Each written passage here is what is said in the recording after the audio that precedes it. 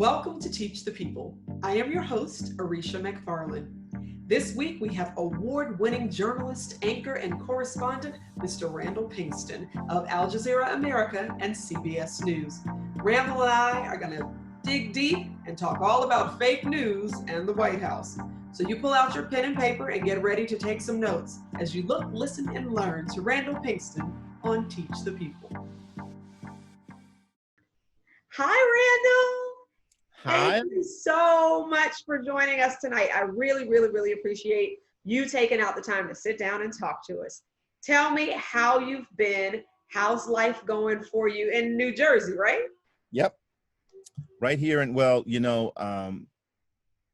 seriously, this community has been devastated by COVID-19 since the earliest days we knew about it in America. The TNEC, a lot of people here had been in New Rochelle, which was the very first quarantine zone. Mm-hmm. And a lot of people here died. A lot of people here became ill. And at one point in March, you would hear the ambulances like every 3 hours somewhere around here.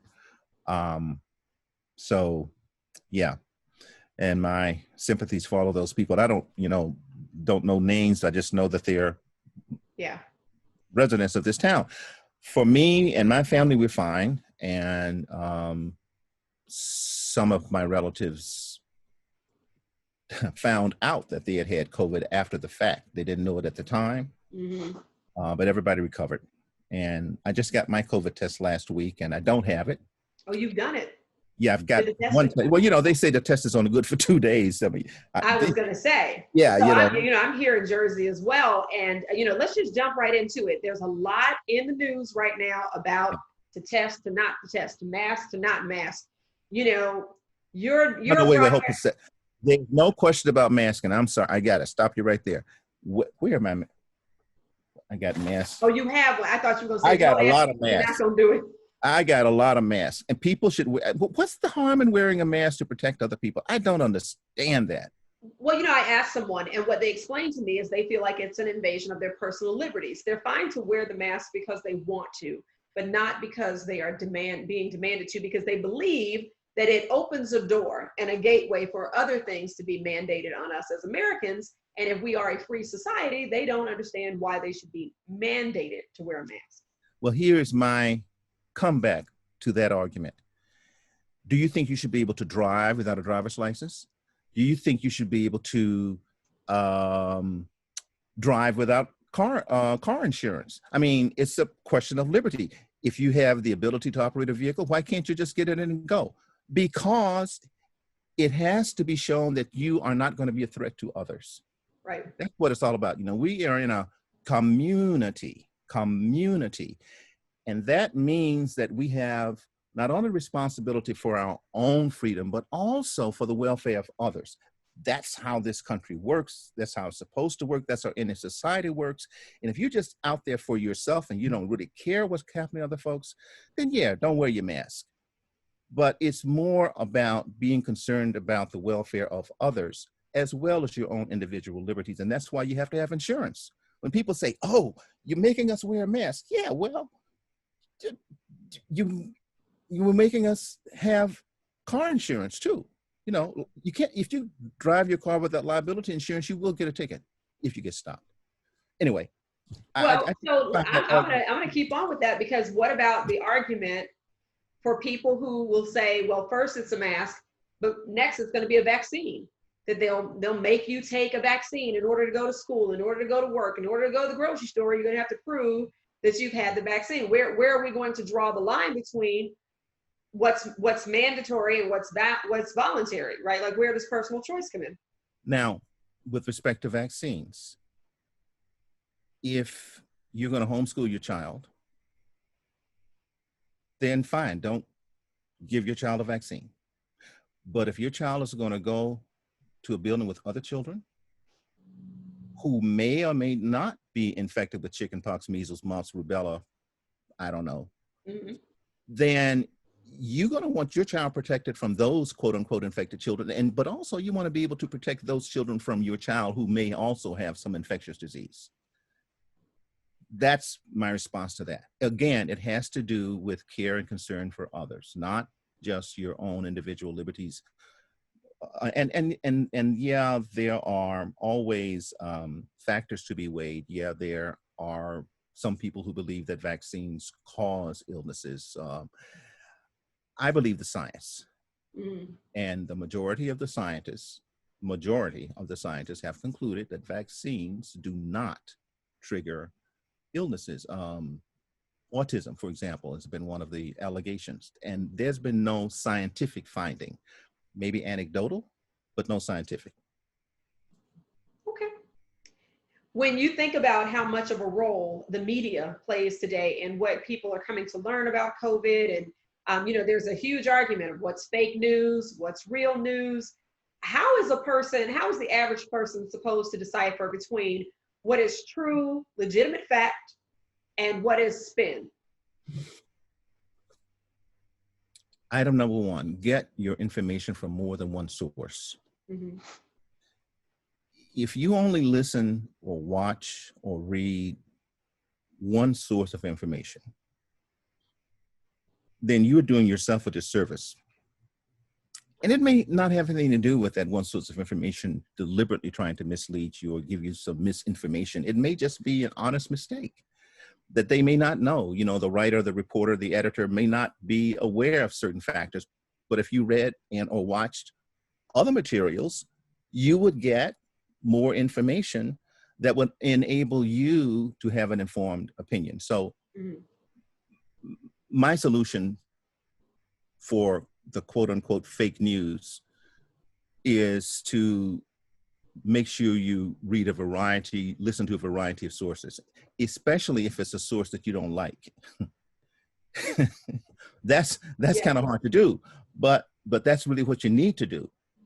And there's this old saying, even a clock that doesn't work is right twice a day. Twice a day. Yeah. At least twice a day, that clock is right.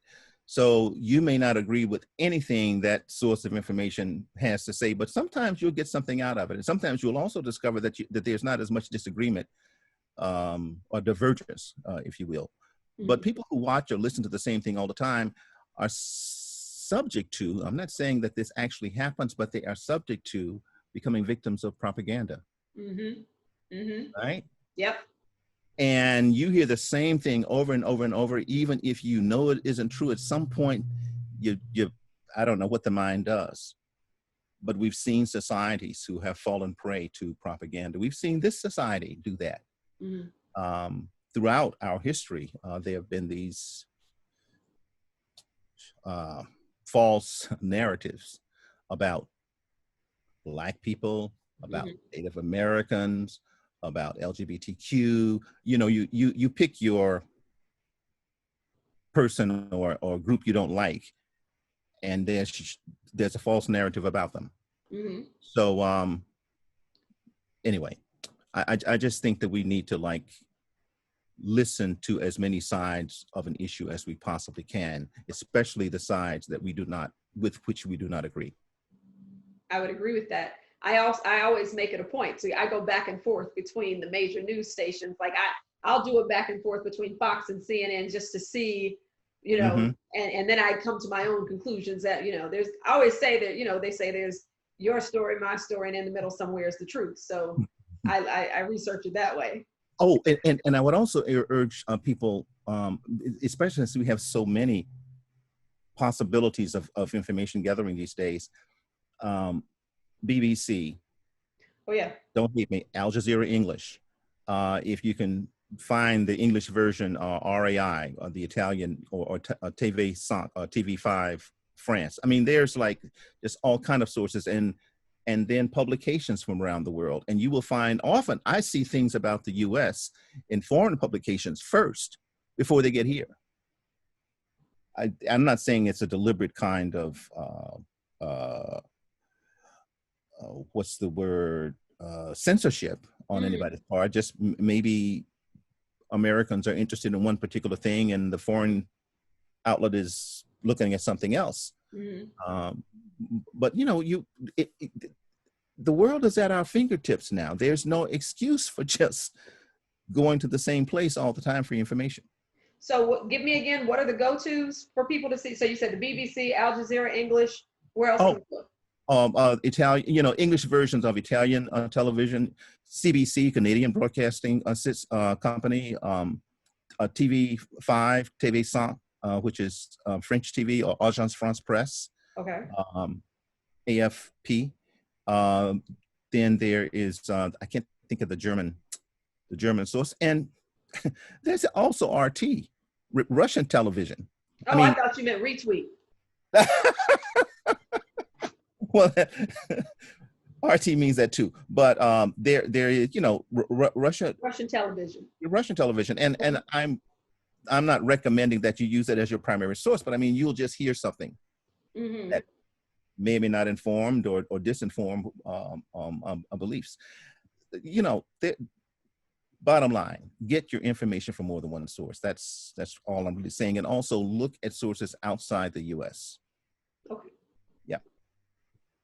Are you at all concerned with the relationship between the White House and journalists and news media right now? The contentious relationship that exists between the press and the White House. Okay, so many moons ago, I was a White House correspondent for a couple of years in the administration of Bush 41, President George Herbert Walker Bush. And I had the occasion to be temporarily assigned White House coverage during the Clinton administration. And I actually went to one news conference in the press room where President Obama was present, only once. And then I've been watching the news all of my life and listening to it. Mm-hmm. So I'm giving you this long answer to this question to say this. What we are witnessing at this point, Ms. McFarland, in my opinion, is an aberration. Every president has a problem with the press. Every president would like to see stories done that, flattered them or that highlighted something that they think is important, or or stories not done that they think take something out of proportion. Every president has issues with the press. But this president goes way beyond problems to personal disparagement. I mean, maybe there have been some presidents who've excoriated members of the press publicly. I'm sure they've done it privately on the phone. I've heard stories about President Johnson or someone, calling somebody up and cursing him out, something that they had written in the paper. But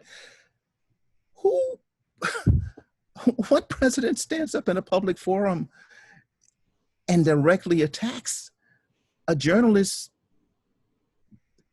for being who they are, what they are, or the question that they asked? That's unheard of. So what I say is, this is an aberration. Yes, it's disturbing, but I think when this president has moved to his next chapter of his life, that we'll return to some semblance of what used to be called normal. That's my answer. You think we're going to get back to?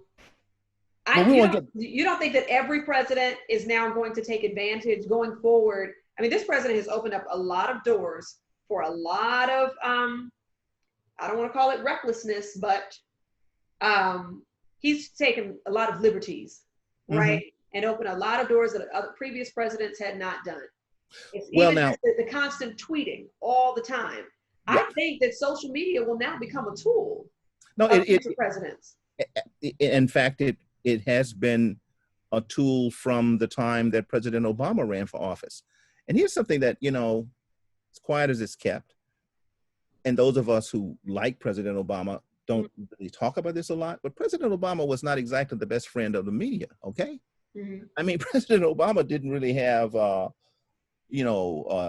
buddy kind of, I mean, he wasn't, he was not in love with everything the media did, and sometimes for good reason. But then there were some things that were covered, rightfully so, that he didn't like, but he didn't go around calling folks names. No. Okay. And so to answer your question, yeah, you know, think back to. Let me just say before you, I don't want to cut you off, but the media wasn't always friendly to President Obama either. Well, that's true. I'm That's just true. saying, But it went both ways. He got criticized for doing things yeah, that if he had done one of the things that our current president has done, there would not have been, forget a second term, I don't know that he'd have finished the first. But and what you're now getting to is the I don't call it bias so much as I refer to it as a baseline conservatism of the press. This whole thing about liberal media is BS. It's total BS. Media, when I worked at CBS and people would talk about Dan Rather like he was like the, you know, left wing, one step from Weather Underground or some radical. And I used to think, what are they talking about? This man was a Marine, okay?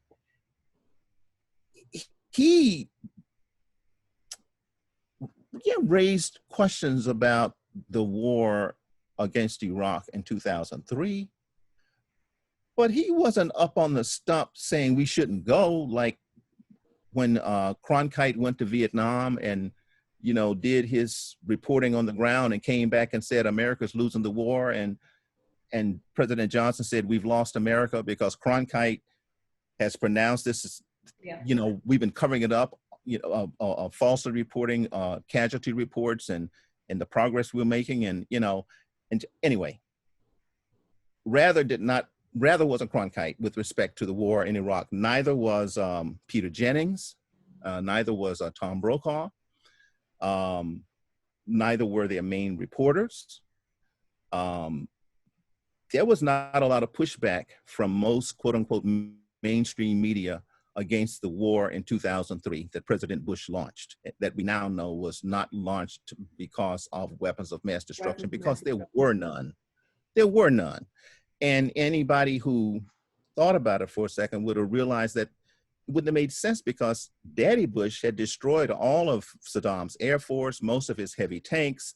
I mean, the man had hidden his planes under sand, and whatever chemical warfare, whatever the heck else he had was smushed. I mean, was just gone.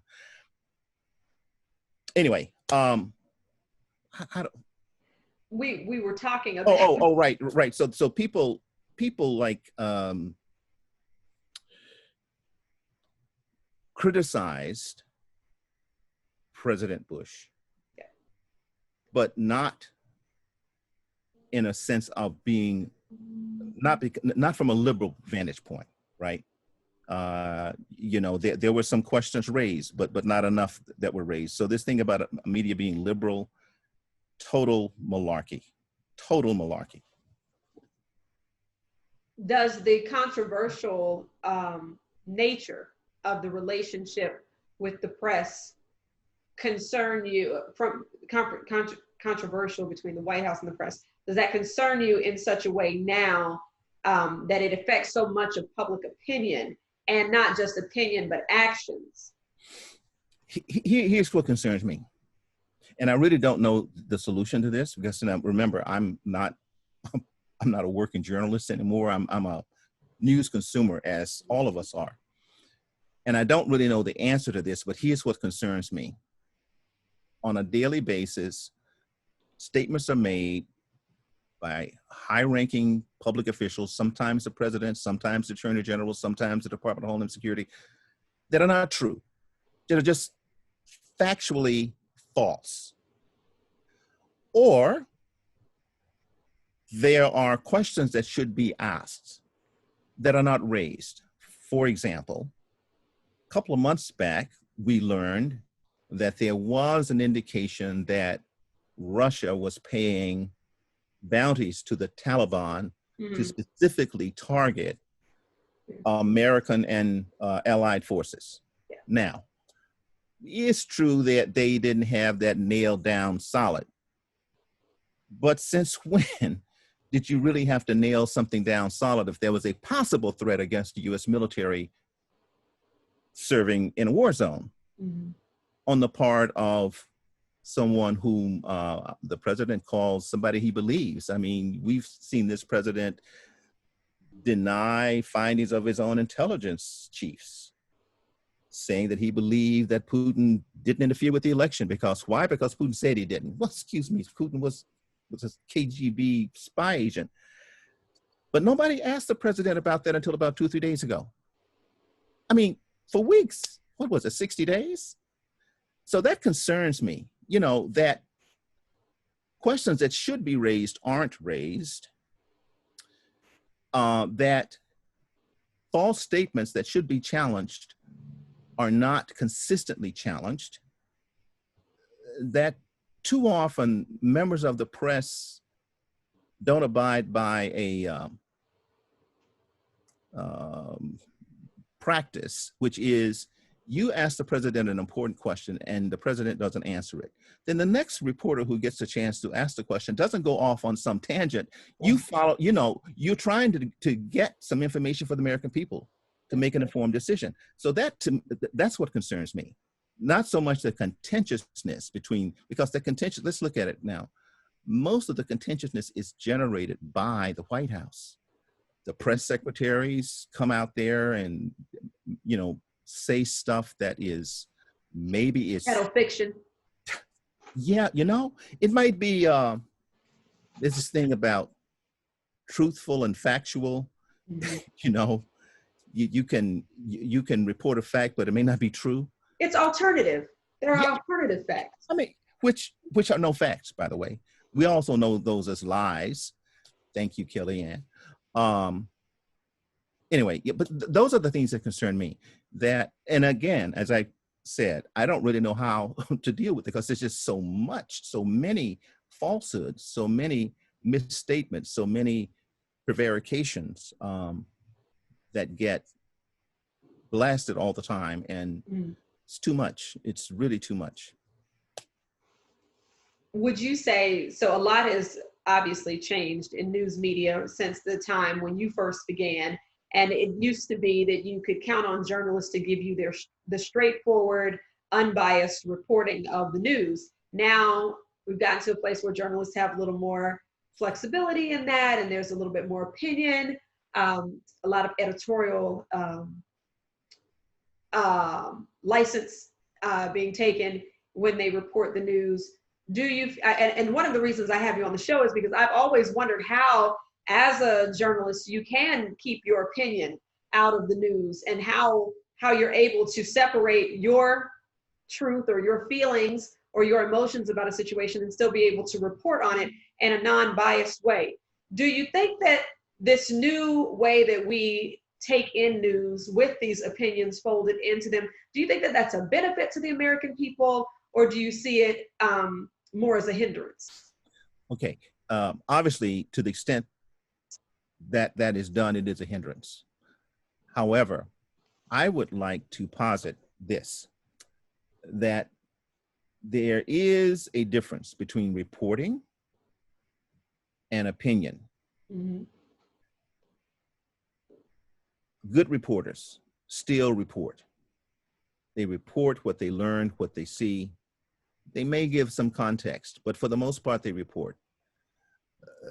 The talking heads that we see on all of these shows, these 24/7, non-stop news operations, that's not exactly reporting. That's opinion, that's commentary, that's analysis. And, you know, reporting can kind of skirt the lines of analysis a little bit, but it's different. Unfortunately, audiences don't see the distinction. Now, I'll give you an example. Today, I'm listening to Fox Business.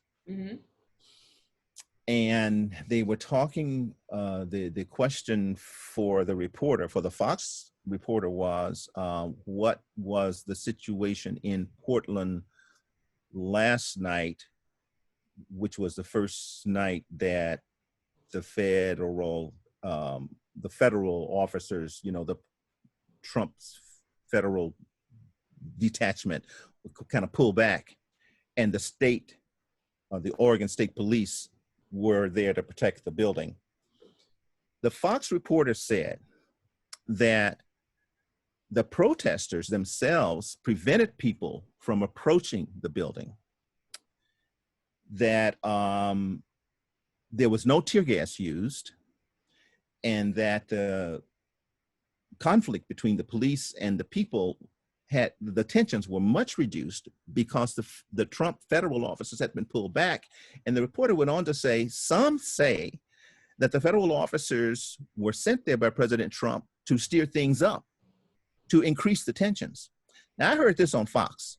Now, that reporter was reporting what she saw and what she had been told by people who were part of the protests. Mm-hmm. That's reporting. That's not giving her opinion.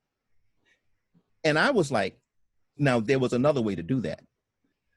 The reporter could have talked about the conflagrations that had occurred in the previous week, and that President Trump would claim that the federal officers had tamped it down, and so last night was the first night after they left, but they had already cleared it up. You could report those as facts. That sounds like a truth, although it really wouldn't have been true, but that's what she could have done, but she didn't. She reported what she saw that night, what the protesters did, the fact that no tear gas was used, and it was much, much calmer without those federal troops around. So people need to make a distinction. And I don't know how people make that distinction, because the distinctions, there's like no line anymore, but there should be between reporting and opinion. Mm. So you are a professor at Morgan State University. Right. To my chagrin, I am a Hampton grad. I'm going to let that pass. I'm not going to hold it against you. How do you guide your students to maintain journalistic integrity and to keep the opinion out and do the true reporting? So I teach, I've taught different courses, but one that's kind of consistent is media law and ethics. Mm-hmm. And ethics can be its own course, and I've actually taught a separate pure ethics course at University of Mississippi. But what I try to stress, and it's interesting you should mention that, because today's young journalism student, because they have been influenced by what they've seen on TV, they think that they're supposed to inject their own point of view into the stories that they cover. They think that that is a thing to do because that is the thing that they see. Mm. And what I spend some of my time doing is trying to instruct them in the old school way, which is try to the greatest extent possible to keep your personal opinion out of what it is that you report. Mm. Now, you can have your own personal opinion for an opinion piece or an editorial piece, but when you are reporting, even if you don't like the person that you happen to interview, or the story that you happen to report, or the issue that you happen to report, you tell the truth about what you've learned, even if it does not comport with what you thought or what your preconceived notion was. And if it doesn't, don't try to shave it to make it fit what you thought, mm-hmm. which is something that people have been known to do. And this is not a modern phenomenon. This goes back forever ago, where journalists have this idea about something, and that's what they're going to write. I mean, look at all of the horrible stories that were done about our people for decades in mainstream media. Yeah. For decades. So that's what I do. And I also tell them a few of my own personal, what I now recognize as errors. Which is one of the things one of the topics that we cover in ethics is duty. And sometimes there can be a conflict in a duty. That is to say, you work for a news organization and you have a duty to perform to the best of your ability news gathering. But you may also have a brother-in-law that you inadvertently discover has been involved in some illegal mess. You got a duty to your family. You got a problem on your hands. You got a problem. And so what do? Do you not tell your editor and try to do the story and kind of smooth the story so that it doesn't impugn your family member? Now, what you're supposed to do is go right to your boss and say, I can't do this because I have a conflict of interest. That's what you're supposed to do.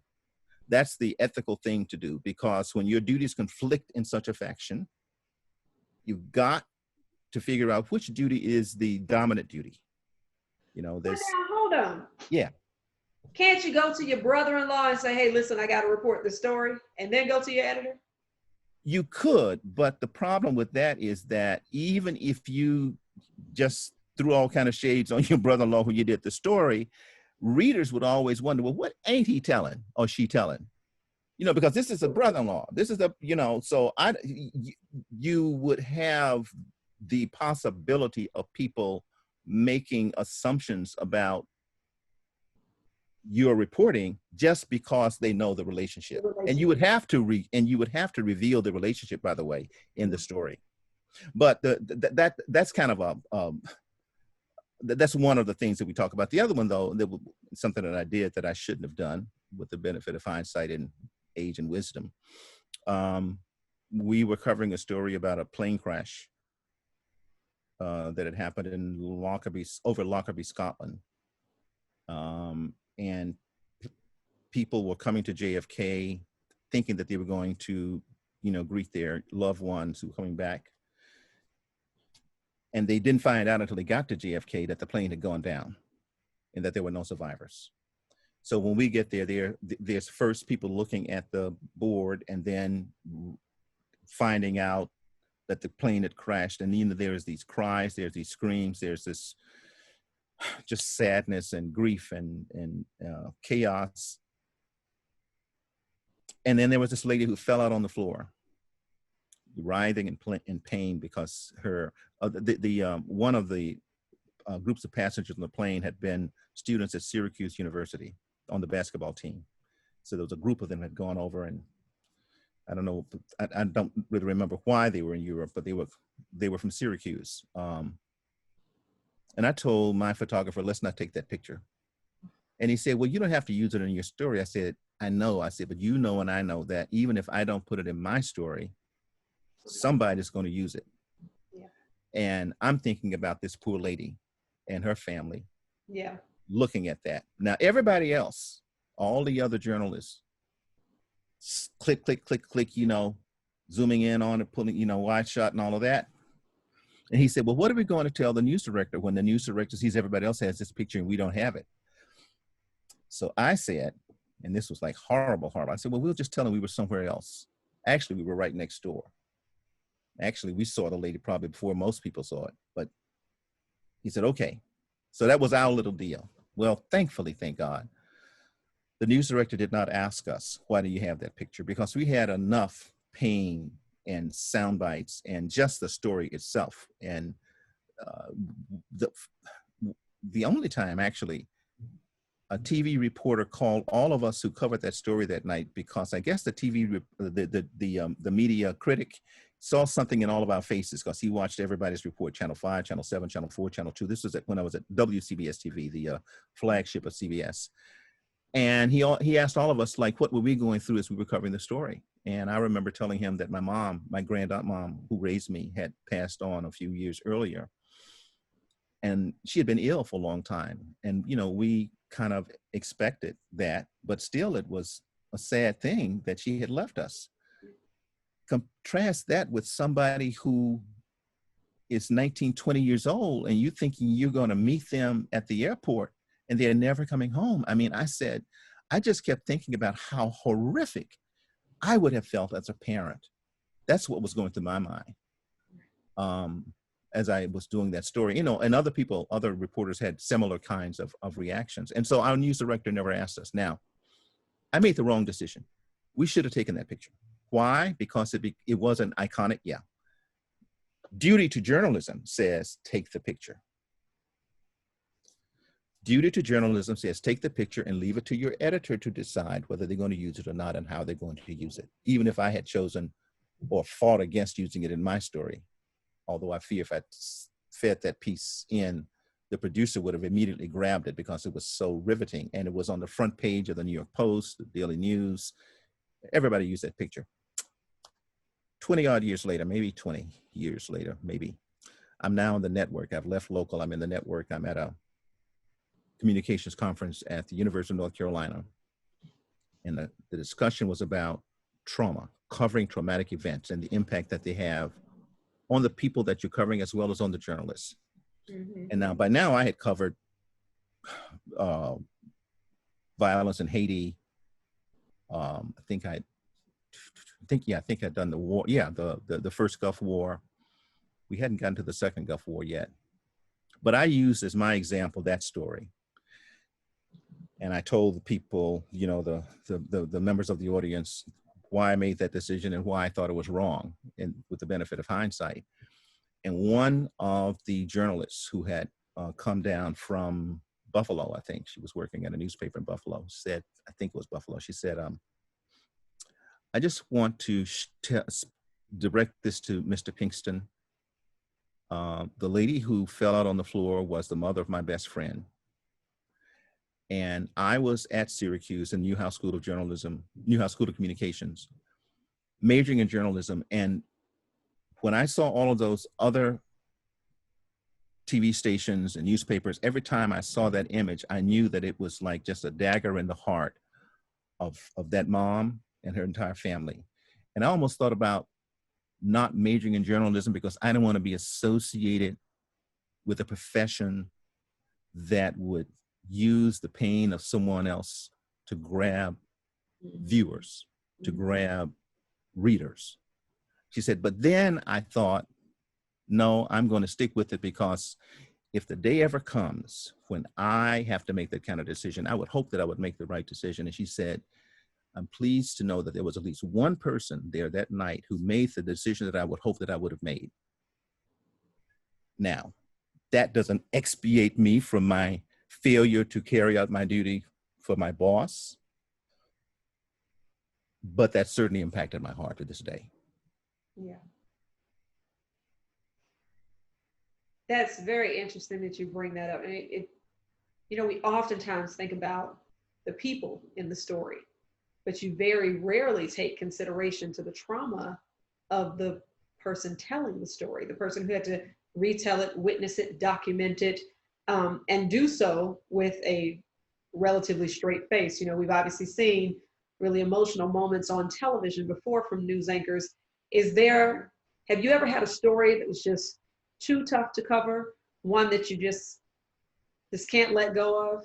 Has there ever been one that's just that? Well, that's one. You know, being in that environment at GFK for those hours, I was working the night shift then, and I think we knew that the plane. So UK was. Wait, you're working the night shift? Yeah, 3 to 11, 3 to midnight. Reporters have shifts? Oh yeah. Get out of here! I thought that was just me when I worked at the hotel. Okay. I thought that was just struggling after work. So hold on. What are you all have like the like 6 to 2, 3 to 11? Overnight? Well, no, it's not quite that clean. But so okay. So I had basically two shifts, yes, for the most part when I was working in local news. One shift started at 6 a.m. in the morning, and I would have to do the cut-ins, that little 5-minute local news thing inside the CBS This Morning with Harry Smith and Paul Ozan, 7:25, 8:25. And then I would go out and do a story. In those days, we didn't have a new newscast. We just had a 5 o'clock newscast, a 6 o'clock newscast, and 11. So after I would do my cut-ins, I would get an assignment, and I would go out and do it for either the 5 or the 6. Okay, so that's the day shift. So at 7 o'clock, unless it was a horrific story or you know, or they just couldn't find anybody, you're done. Night shift started at 3. And you would get your assignment at about 4, and your story, for the most part, would have to be done for the 11 o'clock newscast, not for the 5, not for the 6. Okay. Now, sometimes you would have to take a 5 or 6 o'clock piece and repackage it for the 11, but usually the reporter who had done it at 5 or 6 had already done the repackaging. So yeah, so that's what's known as the night shift. So that particular night, I think I was set out of the building at about 7 o'clock, maybe 7:30. As soon as we heard that the plane had gone down, we headed to JFK, knowing that families would be arriving, and we rented a minivan with the the live microwave truck to beam the signal back. So we couldn't drive to JFK and then drive back to Channel 2. That would have been impossible. And so my photographer and I gathered our material, threw the golden rods up and fed the material in. And I did a live shot from JFK for the 11 o'clock news. So that's how that worked. Having had such an extensive career as a broadcast journalist, as an anchor, you get to see a lot, and you see this cultural shift that we're going through right now with the Black Lives Matter. When you look at it and you compare it to all of the other moves towards civil rights for African Americans in this country, do you see this more as a moment or a movement? I see it as a continuum. And I say that for several reasons, but let me just give you one anecdotal reason. When I was watching the homecoming services for the wonderful patriot Congressman John Robert Lewis, several of the speakers pointed out that one of his last public appearances was at Black Lives Matter Plaza in Washington, D.C. And it was his way to connect to the young people who had put their bodies, their convictions on the line in the service of making democracy real, making this a more perfect union, towards a more perfect union. And so when I say a continuum, I was in elementary school when Congressman Lewis, as a young man, arrived on a Greyhound bus as one of the Freedom Riders. Now, I don't know why I didn't know this. I mean, I knew about the Freedom Rides, but I didn't know that he was one of the people who came to my hometown. And I remember being so excited. I mean, you're hearing one thing on the news about outside agitators, causing problems and breaking the laws of segregation. And I think they were all arrested. And that ride, by the way, had not been an easy ride. At one point, I think the bus was firebombed, and they all got out of there within an inch of their lives. Not in Mississippi, I think it happened in Alabama. But in any event, so this man consistently, from like the Freedom Rides, which preceded just a whole bunch of things, had dedicated himself to standing up to unconstitutional, illegal authority to try to make America be the America that it was intended to be. Who was it? Langston Hughes, America was never America to me, but I swear to God it will be. Yeah. Got a little emotion there for a moment. Yeah. But so that's what I mean by continuum. So you go from, actually you can go back to A. Philip Randolph and the march that he threatened to do in the 40s, which prompted FDR to pass that executive order. Then you get the Montgomery bus boycott and Rosa Parks.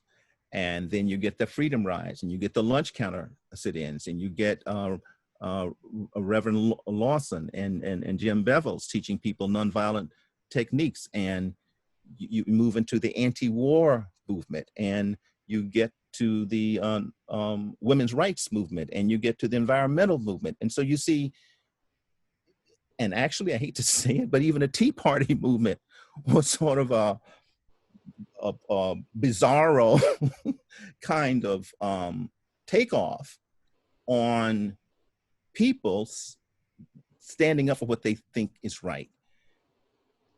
And so I see Black Lives Matter. Oh, Occupy New York. I forgot about that. Remember that? Yep. Occupy New York, right? Occupy period, not just New York, but I mean, it was kind of base here. And so I think all of those movements, that's why I call them a continuum. And hopefully the Black Lives Matter protests will turn into political action that will be made manifest in November, hopefully. And if not in November, maybe the next election, when, you know, but just to keep it going. Frederick Douglass, and I'm not an expert on all of his writings, but I remember one of his primary quotes was agitate, agitate, agitate. You can't just think it's done. The job is never done. You have to keep pushing. Mm-hmm. The Impressions, Curtis Mayfield, keep on pushing. Can't stop now. Move up a little higher, some way, somehow. I've got my strength and it don't make sense not to keep on pushing. Anyway. Go ahead. Yeah, I'm not gonna do the rest of it, but you know, play the song, because those songs that were the songs of our youth pushed us forward, as does the music, the lyrics of today. Mm-hmm. And the other thing that I'm so happy to see is that our modern lyricists are becoming more political in their messages, that this misogynistic stuff that was the music of, I don't know, 15 years ago, you know, the bling and the champagne and the Benzes and the Fate, you know, all of that. I'm not saying that it's all gone, but it definitely is not as dominant, at least when I can understand what the heck they're talking about. Well, I will just say this in defense Yes. of my generation and our music 15, 20 years ago. It was all that misogyny for sure, but we also spoke truth to power. You know, the roots of hip hop and even R&B has always spoken to the plight and the condition of our people in a very truthful way. Now, maybe you didn't always understand and you didn't have it really in context, but Public Enemy was talking about fight the power a long time ago. So I'm not saying all of it was that. Yeah, I know the bling bling era was real, but you know, we had some righteous folks in there too. Yes, you did. Erica and the rest of them, absolutely. So yeah, that's a long answer to your question. I don't think it is a moment. I really don't. And God rest the soul of George Floyd. But something else, and this is one of the topics that you indicated earlier that that you were going to address, like what's different. One of the biggest changes is that we all, that is to say, everybody now has access to one of these. Yeah. And I remember Rodney King. Somebody had one of those old school video cameras. Yeah. Right. Grainy footage. Yeah, that captured that. This, as you know, is a television station. Yes, it is. You can record and you can transmit, you can receive. Yeah. And that wasn't, and you can immediately transmit it around the world without anybody's permission. I mean, the Rodney King video had to get to some TV station, and then it had to be vetted by somebody before it could be transmitted and everybody could see it. The Facebook, social media, quote unquote, didn't exist then. I am wondering, we just saw the major, Google, Apple, Facebook, got the fourth one, Amazon. All called before a congressional committee recently, and they're talking about regulatory possibilities. And I can understand the need for some regulation, but I'm also kind of wondering whether that is in a side way to restrict the mass. The masses access. Yeah. Free of what? Well, it's nothing is really free because you're giving up your information. But I mean, at least now anybody can transmit what they see on the spot instantaneously, and that has made a huge difference. If people had not seen this man choke to death, although people saw Eric Garner choke to death, and it wasn't the same thing. And I don't know why that didn't generate the same kind of outrage that George Floyd did. I'll tell you my theory as to why. Yes. Eric Garner, it was wrong for sure. And, you know, many of us looked and saw it. But I think when you saw it, you actually saw him struggle, fight back. You might have said that, you know, they dressed it up. Oh, he was doing this, he was doing that, whatever he was accused of. The difference in George Floyd is he was not fighting back. I have 10 nephews, right? And I asked my sister, who is the mother to 3 of them, have the boys seen this video? This was obviously back when it first happened, just after Memorial Day. And she said, yeah, I showed it to them. I said, you don't think that, I don't think that's a good idea that you should. She was like, I have to show them because they have to know. It has to be a teachable moment. I said, but what do you teach a child in that situation? Because he didn't do anything. Like literally, if you told a child, you know, a young Black boy, you have to comply. When the authorities call, you have to comply. He did comply. You know, if you say, well, have him call your mother. He did call out for his mother. Tell them, you know, give them your ID. Tell them he did all that. So the difference is we saw this man literally surrender. Yeah. He didn't fight back, and they killed him anyway.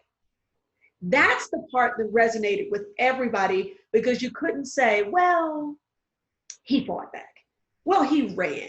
Well, he was shouting. He looked dangerous. None of that was true. And I think that's why it resonated with everybody who saw it. I mean, because I know some hardcore bigots that were like, yeah, that was wrong. You know what I mean? Yeah. I don't know. My recollection of Garner is that he didn't really struggle.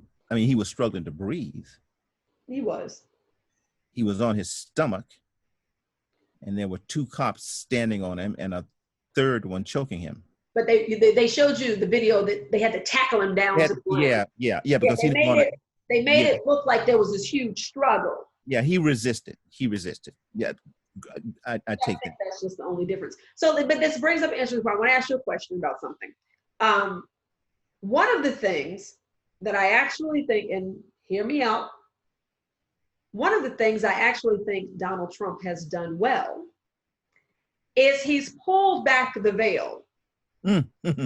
Right? I feel like he's smoked out the racists because he's given them this freedom and this platform where folks that ordinarily you would have never heard their personal opinions. You would have never known. They were in the shadows. Now they feel really emboldened to come out. And, you know, once we see you, we see you. So I think he's actually done a very good job. I think we can make some very educated decisions off the action and inaction that we have seen to make some, you know, really strong decisions about what we want to do in November. I take your point, and I totally agree with you. And as a matter of fact, I don't know if is the name Al Campanis familiar to you? It is not. Okay, he was the owner of a sports team decades ago, and he was heard to say that Black. I'm not going to get the exact quote, but the essence of what he's saying is that Black athletes were athletic, you know, that they were not brainy, you know, they were not strategists and, you know, able to, you know, manage the play on the field, but they could run fast because they were built from their African ancestry. I don't know. Basically what he said was some racist stuff, but that's what he believed. And he was kind of, no, he was definitely drummed out of professional sports. But I always thought that it was good that he said that, because what he was doing was to express the point of view that a lot of those owners had, but most of them had sense enough not to say publicly, but that's what they actually believed. And so I agree with you that to the extent that President Trump has emboldened the public expression of prejudice that is held by so many, that he emboldened the tiki torch marchers to walk around not wearing hoods, but, you know, showing their face, that he has emboldened this wealthy couple to stand on their front lawn with their weapons aimed at folks walking on a public street. Yeah, we know where they're coming from. Now the question is, will law enforcement do what it's supposed to do? And obviously there's still some gaping holes in that issue. No charges brought for the death of Breonna Taylor, who was shot in her bed by an officer who could not see, he didn't have any x-ray vision to see what was on the other side. Yeah, her boyfriend did have his gun, but he didn't know that the cops were there. That's right. And this woman is killed and nobody pays any penalty. That's and the only person who was arrested was a boyfriend who was trying to defend the home that he was in. Well, within his right, yep. Well, totally within his right. Yeah. So, you know, we got, as President Obama said, the union is not perfect. Hopefully he said, if it takes 200 years, I'm thinking, Lord, please, no. Hopefully it doesn't take 200 years. Sweet by and by. You know, but we have to keep pushing. We have to keep working towards that goal. All right. So to wrap it up, I'm going to ask you the big question. From your humble opinion, not asking, I know you don't have a crystal ball, but with all that's going on, we've seen it. We've watched the last 4 years. What does November look like? Oof. I am most concerned about, number one, people being able to vote, period. Voter suppression is real. Because people, some election officials in some parts of the country have closed polling places, notwithstanding, before COVID, reduced the number of polling places in districts that have a whole bunch of folks and left a whole bunch of polling places open in places normally white that have fewer people. So you've got more access. And now on top of that, we have COVID-19. Yeah. And so you have the refusal of some election officials to give people the opportunity to vote by mail. Now, even if you can vote by mail, and we're talking in early August, September, October. We got 2 months, really, 2 months to prepare ballots, get them mailed out, make sure that people fill them out correctly and get them back. I just saw an article from some years ago that 20% of mail-in ballots from some communities get tossed out because they don't have the right signature, or there's been something wrong with it. 20%. So even if you get mail-in ballots, let's assume that you get mail-in ballots, a lot of them are going to be tossed out just because people aren't used to doing it and don't do it right. And then we got the Postal Service that's being squeezed. And by the way, people who say that the Postal Service isn't doing a good job, don't know what that blankety blank they're talking about, okay?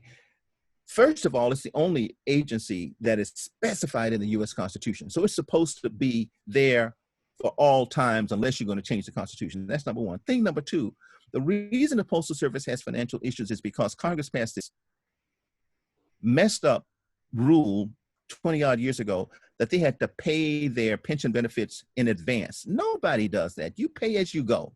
But the Postal Service had to dip into his kitty and pay it forward. And so you look around and, well, they're not balancing their budget. Well, that's because you all made sure they couldn't balance their budget. And now you're going to put somebody in charge who does not have the smooth operation of Postal Service as his primary goal, but rather protecting his boss's reelection. So what's going to happen in November? It's going to be at best problematic. At worst, a mess. Yeah. And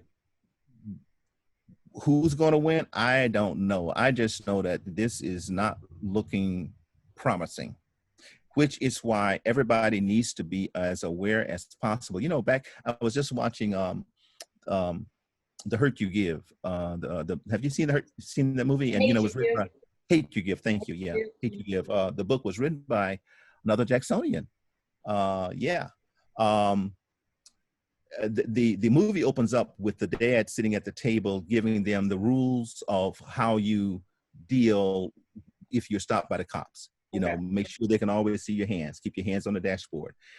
And the dad, who was a Black Panther, gives them like, here are the Panthers, the 10 rules of Panthers, and one of them, like, know your rights. Mhm. We all need to know what our voting rights are. Yeah. My mom, I have I had three moms: my great grandmother who passed, my granddaughter mom who raised me who passed, and my mother who's still alive. God bless her. She used to work in a polling place in Yazoo City. And she told me, this is like maybe 15 years ago, when I guess Clinton was running for, maybe more than 15 now, maybe 20, how some of those people, white folks, came to her polling place one election day, just standing around, you know, being, what's the word, intimidating. You know, Intimidating. just their presence, you know. And you got Miss Susie, Aunt Miss Mary, who, you know, was a maid, and she made, well, hey Mary, what you doing here, and whatever. And so my mom, who knew the rules, said, excuse me, you're not supposed to be here. If once you vote, you need to go. Now, well, how we just know this is a polling place on this day. So my mom put them out. But just think now, there are many polling places who would not have the knowledge that my mom had, or the bravery to do what she did, because my mom was tough. We went to the Jackson Zoo way back in the day, and the zoo matron said that we had to drink water from behind the west room. My mom waited till that zoo matron got about a block away, and she put me and my sister up to the water fountain. The woman turned around and said, Gail, I told you. And my mom took us and started running. Anyway, she wasn't arrested. So she's always been a little, you know, she challenged stuff. Yeah, right. But what I'm saying is that there are all these possibilities of problems. I mean, just in a normal election, there are problems. And I'm talking about New York, where the primary got messed up in some of these. And this is a blue state. Imagine a red state, predominantly Black districts, which presumably would be Democratic leaning districts, what the possibilities are for chaos. Yeah. Like my great grandmother used to say, and my mom, all we can do is pray. But we also need to work, because faith without works is what? Dead. There you go. Still up. Got to work. There it is. Well, Randall Pinkston, you know how to teach the people. I don't know if I taught anything. I'm just yeah, you did. telling you what I think. But listen, let me compliment you and congratulate you, because I think what you're doing is very, very good, and I look forward to seeing more of your productions. I predict great things for you. Just stick with it, because this is so needed. We need as many young people like you trying to find information that can be shared with everybody, that's going to make this place a better world. Thank you so much, Miss Areshia McFarland. Thank you so much, Mr. Randall Pinkston. Now, before we go, tell us what's next for you, where we can find you. How can people follow Randall Pinkston? Okay, I don't have a blog. Every now and then I tweet. I'm at Randall Pinkston if you want to send me a tweet message. I teach at Morgan State University School of Global Journalism and Communication. I teach media law and ethics. This semester, I will be tackling for the first time international reporting and political reporting right in time for the election. Previously, I've taught financial journalism and media performance and investigative reporting. I'm also a part-time participant in a freebie kind of newscast called Quick Hits, Quick-Hits, that is production of some of my friends from Al Jazeera America. So, you know, we cover about 10 stories at 15 minutes for folks that don't have a lot of time and who trust us to give it to you straight. And what else? at some point, and I do mean this year, I've got to get busy on a book. I've got to start writing a book, at least try. Yes. So those are my plans. Those are my hopes. I certainly hope you do follow up with that book. You let me know. I'll be the first one to download it. I'm just kidding. Well, thank you. Thank you so I much. like to turn pages. I'm just kidding. I'm just kidding. Well, thank you so much for joining us. Now, you said you're going to be teaching this fall. Is that in person or are you all doing virtual? What are you doing? We have there's going to be a three-pronged possibility. There will be some people who will be doing in-person teaching. There will be some people who will be doing hybrid, which is a combination of in-person and remote. And some of us, because of our age and underlying conditions, we're doing remote.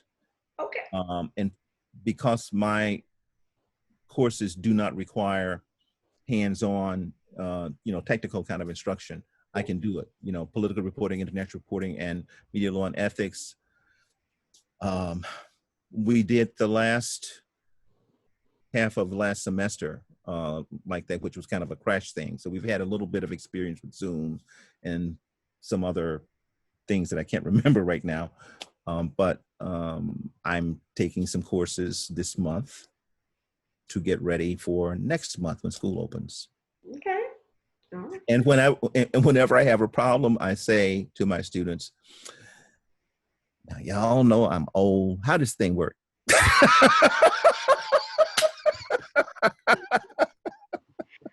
Now that was some great conversation. I hope that you all learned as much as I did. Listen, subscribe to my YouTube channel and remember to come back next week for another episode of Teach the People. Until then, remember, each one, teach one.